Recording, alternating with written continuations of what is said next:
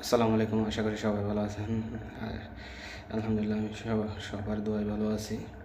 একটা রাজনৈতিক বিষয় নিয়ে আপনাদের সামনে হাজির হলাম বরাবরের মতো। স্বচ্ছ রাজনীতি এবং গুপ্ত রাজনীতি এই দুইটার বিষয় নিয়ে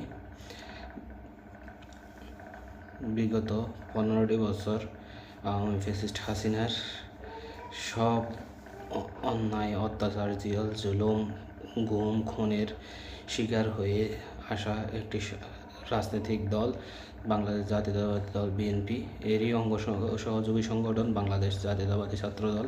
তারা সবসময়ই অতীতের নিয়েই যে এই আদর্শের সাথে তারা কখনো আপোষ করেনি। তারা সব সময় নিজেদেরকে স্বচ্ছতার রাজনীতিতে বিশ্বাসী। তারা সব সময় যা করেছে স্বচ্ছতার ভিত্তিতেই করেছে। সবার সামনেই তারা রাজনীতি করে গেছে।